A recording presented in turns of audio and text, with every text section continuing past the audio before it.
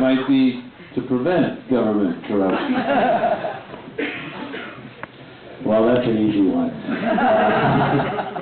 I think that, you know,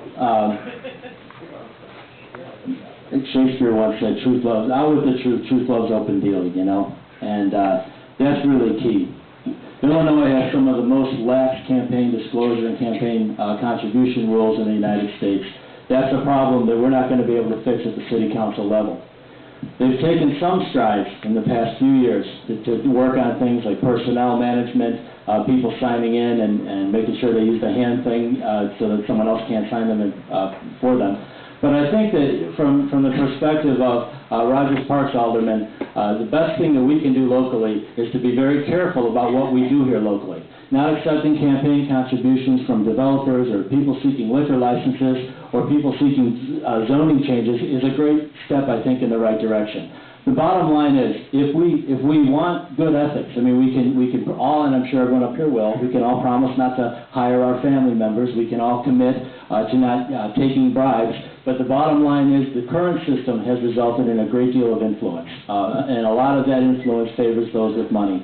The only thing that I believe at this level I can do very effective locally that will have an absolute guaranteed impact on this community is not accept donations from folks who are involved in these rather socially divisive issues. Then I feel that, you know, at least folks will understand that, hey, you know, I'm not been bought off and I'm managing with a fair hand.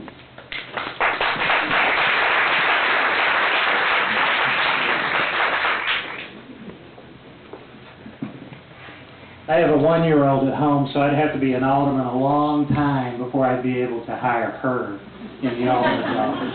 But I think it's something she'd be interested in. I think that the easiest and best answer to this is to put it to you.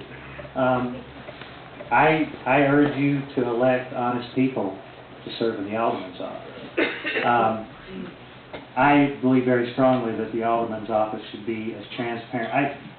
I can't speak for the whole city council. I can only speak for the jobs that I would do.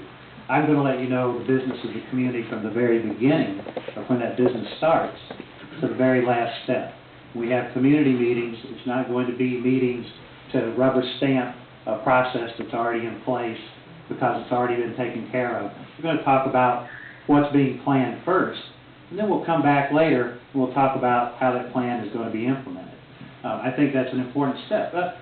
Whenever an issue comes up that deserves to be addressed from your alderman, I'm going to address it. I'm going to address it immediately. For example, when the election board says that it accidentally sent out CDs that have or potentially have your Social Security numbers on it, and there's a possibility that one of those landed in my office, I'm going to tell you immediately, yeah, it did, but I sent it back. I know it didn't, and if it did, you know, I will send it back immediately.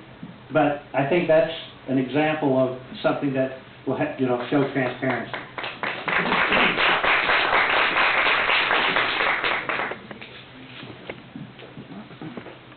I've been one of the fighters for reform in city government since I was elected alderman 60 years ago, which is why Dick Simpson has said so many kind things about me.